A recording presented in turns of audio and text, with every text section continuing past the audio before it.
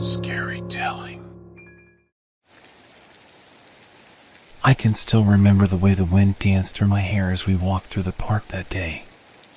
It was autumn, and the leaves were changing from green to oranges, yellows, and browns. The colors were so vibrantly exuberant it was as if their hues had a smell of their own. My boyfriend Jack and I were in love, and we spent countless hours walking through the park, admiring the changing leaves and basking in the autumn breeze.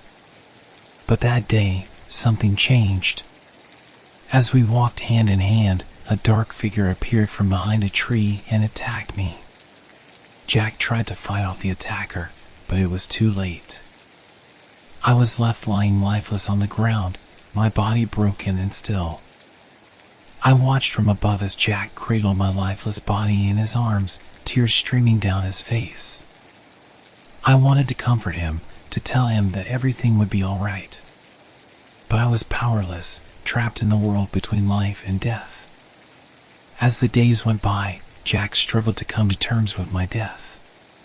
He withdrew from his friends and family, consumed by his grief and guilt. I watched from above as he visited the spot where I died, leaving flowers and mementos in my memory. But even in death, I could feel Jack's presence around me. I saw his face in the leaves and heard his voice in the wind. At first, I thought it was just my imagination, a way of coping with my own death. But as the days went on, I realized that it was something more. I was haunting Jack. At first, I didn't mean to scare him. I just wanted to be near him, to comfort him in his time of need. But as my presence grew stronger, I started to manifest in more tangible ways. He would see my face in the shadows, hear my voice whispering his name in the wind. He started to withdraw even further, convinced that he was losing his mind. I tried to reach out to him, to tell him that everything would be okay. But my attempts at communication only seemed to make things worse. He became more and more convinced that I was haunting him, that my spirit was somehow responsible for his suffering. I couldn't bear to see him like this, consumed by his guilt and grief. I wanted to forgive him, to tell him that I loved him and that it wasn't his fault. But as a ghost, my words were powerless. So I watched from above as Jack struggled to come to terms with my death and the haunting that followed. I wanted to reach out to him, to tell him that I forgave him for everything. But I didn't know how. And so I remained trapped in the world between life and death, haunting the park where my life had been cut short. As the days turned into weeks and the weeks turned into months, I found myself becoming more and more attached to the world of the living. I longed to be with Jack, to comfort him and help him through his grief. But as much as I wanted to reach out to him, I couldn't seem to make contact. Instead, I watched from above as he struggled to come to terms with my death. I saw him withdraw from his friends and family, consumed by his grief and guilt. He started to look more and more worn down, his once bright and happy personality replaced by a perpetual sense of sadness and despair. As for me, I found myself feeling more and more restless.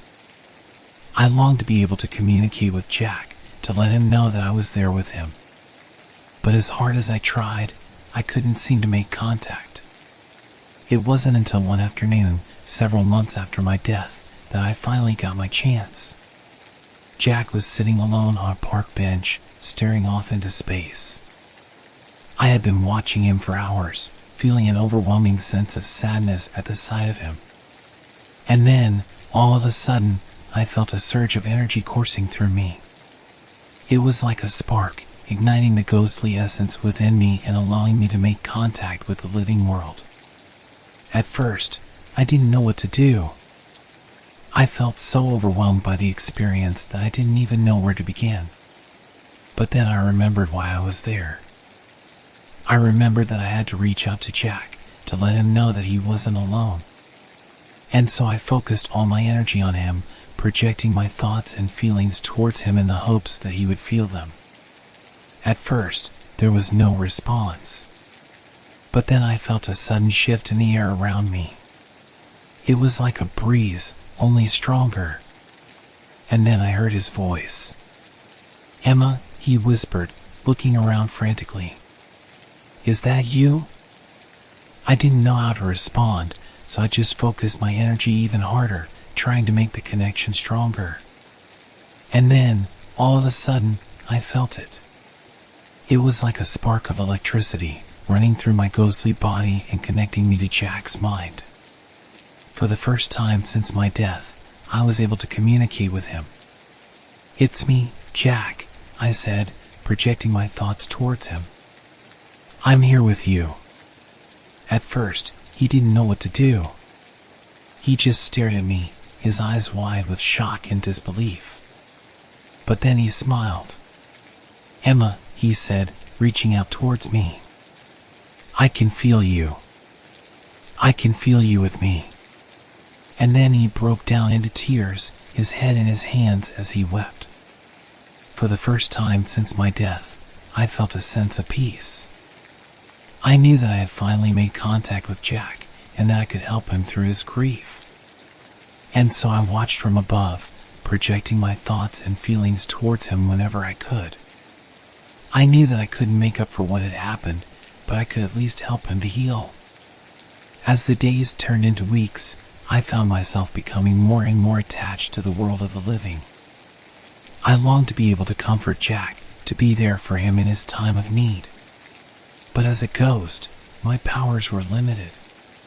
Still, I remained determined to help him through his grief, even if it was the only thing I could do. As time went on, my connection with Jack grew stronger.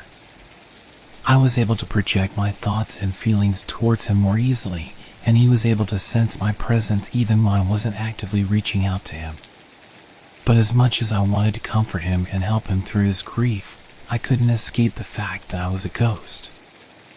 I was trapped in the world between life and death, unable to move on to the afterlife until my unfinished business was complete. And so, even as I watched Jack start to heal, I couldn't help but feel a sense of restlessness. I knew that I couldn't leave this world until I had resolved my unfinished business, but I wasn't sure what that business was. It wasn't until one evening, several months after my death, that I finally figured it out. Jack was sitting on the bench where we had first made contact, staring off into the distance. He looked so sad and lost, and I felt an overwhelming urge to reach out to him. But as I focused my energy on him, I felt a surge of something else. It was like a bolt of lightning, sparking my memory and reminding me of something I had forgotten. It was the day I had died. I remembered the way the leaves had rustled in the wind and the sound of Jack's voice as he tried to fight off my attacker. I remembered the way I had felt as I lay dying, the sense of regret and sadness that had consumed me. And then I remembered something else. I remembered telling Jack that I loved him. It was something I had said 1,000 times before, but this time was different. This time, I knew that I was dying. I knew that I might never have the chance to tell him again. And so I had said it, hoping that he would know how much I loved him even after I was gone. But as I watched him sitting there, lost in his grief, I realized something else. He blamed himself for my death. I didn't know how I knew it, but I could sense it in the way he carried himself. He was consumed by guilt and regret, convinced that he could have done more to protect me. And then I realized something else. He was haunted by my confession of love. He had loved me too, of course, but he had never said it. And now, he was consumed by the knowledge that he might never have the chance. I knew then what my unfinished business was. I had to forgive him. And so, with all the strength I could muster, I reached out to him. "Jack," I said, projecting my thoughts towards him. "I forgive you." At first, he didn't respond. But then I felt a shift in the air around me, and I knew that he had heard me. "Emma," he whispered, looking around frantically. "I forgive you," I said again, more strongly this time. "It wasn't your fault. I love you." And then I felt it. A sense of peace washing over me like a wave. I knew then that I had done what I needed to do. I had forgiven Jack, and in doing so, I had given him the chance to forgive himself. As I watched from above, I saw Jack start to heal. He smiled more and laughed more. He started to reconnect with his friends and family and even started dating again. But even as he moved on with his life, I knew that I would always be with him, watching over him and reminding him that he was loved. As time went on, my connection with Jack grew stronger. I was able to communicate with him more easily, and I found myself able to manifest in more tangible ways. At first, it was just little things, a flicker of light or a gust of wind. But as my powers grew, I found myself able to take on more substantial form. It was exhilarating being able to make contact with the living world in such a tangible way. But at the same time, it was also terrifying. I knew that I wasn't supposed to be here, that my time in this world was limited. And so, as much as I enjoyed being able to communicate with Jack, I knew that it was only a matter of time before I had to move on. But as the days turned into weeks, and the weeks turned into months, I found myself becoming more and more attached to the world of the living. I wanted to stay with Jack, to protect him and watch over him even after I was gone. But I knew that it wasn't possible. And then one night, everything changed. I had been watching Jack from above as he sat alone in his apartment. He had just finished watching a movie, and I could sense that he was feeling a little down. And then I felt it. A presence unlike anything I had ever felt before. It was like a cold wind blowing through the room and chilling me to the bone. I knew immediately that it was another spirit. At first, I tried to ignore it. But then I felt a surge of fear as the presence grew stronger and more aggressive. And then I realized something else. It was Emma's spirit. The realization hit me like a ton of bricks. Emma's spirit had been consumed by anger and revenge, and now she was haunting Jack with a vengeance. At first, I tried to reach out to her, to tell her to stop. But she was beyond reason, consumed by her own rage and pain. And so I knew what I had to do. I had to confront her head on. I waited until Jack had gone to bed, and then I projected my thoughts towards Emma's spirit. At first, she didn't respond. But then I felt a shift in the air around me, and I knew that she was listening. "Emma," I said, projecting my thoughts towards her. "Stop this. You're hurting Jack." "He hurt me," she screamed, her voice echoing through the room. "I know," I said. "But this isn't the way to deal with it. You need to move on." "He took everything from me," she said, her voice growing quieter. "My life, my future. He took it all away." "I know," I said. "But you can't stay here. You have to move on."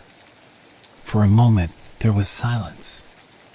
And then I felt a surge of energy as Emma's spirit grew stronger. "I won't leave," she said, her voice growing louder. "Not until he suffers as I did." And then she was gone. For a moment, I sat there in the silence, trying to catch my breath. I knew then that the situation had grown far more dangerous than I had ever imagined. And I knew that I had to do something about it. After my confrontation with Emma's vengeful spirit, I knew that things had to change. I couldn't allow her to continue tormenting Jack, but at the same time, I knew that I didn't have the power to stop her.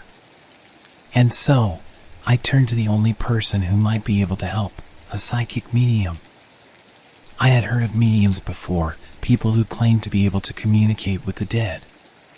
But I had always been skeptical of their claims. But now, I was willing to try anything. I spent hours researching mediums online, trying to find someone who I thought might be able to help. And finally, I found one. Her name was Marie, and she claimed to have been communicating with spirits for over 20 years. I was skeptical at first, but something about her manner put me at ease. We arranged to meet in a park near Jack's apartment, where she said she could sense a strong spiritual presence. At first, I wasn't sure what to expect. But as we sat down on a park bench together, Marie closed her eyes and began to focus her energy. For a moment, there was nothing. And then I felt it. A surge of energy washing over me like a wave. And then, all of a sudden, I heard a voice. "Who are you?" it said. Marie's eyes fluttered open, and I could see the look of concentration on her face. "I'm Marie," she said, projecting her thoughts towards the voice. "I'm here to help." There was a moment of silence, and then the voice spoke again. "I can't leave," it said. "Not until he pays for what he did." "I understand," Marie said. "But there's a better way. A way to move on, to find peace." And then there was a moment of silence. And then, all of a sudden, I felt it. A sense of release as the spirit moved on to the afterlife. For a moment, I just sat there in shock, unable to believe what had just happened. But then I heard Marie's voice, breaking through my reverie. "Emma," she said, turning towards me. "Are you still there?" For a moment, I didn't know what to say. I had been so focused on helping the vengeful spirit move on that I had almost forgotten about my own predicament. But then I felt a surge of energy washing over me like a wave. And then I knew. It was time for me to move on too. For a moment, I felt a sense of sadness as I realized that I would be leaving Jack behind. But then I felt a sense of peace, knowing that he would be okay. And so, with all the strength I could muster, I said my final goodbyes. "Jack," I said, projecting my thoughts towards him. "I love you. But it's time for me to go. Take care of yourself, and know that I'll always be with you." And then I felt it. A sense of release as I moved on to the afterlife. For a moment, everything was dark. And then, all of a sudden, there was light. Bright, shining light, washing over me like a wave. And then I saw them. My parents, standing before me with open arms. And I knew then that I was finally home.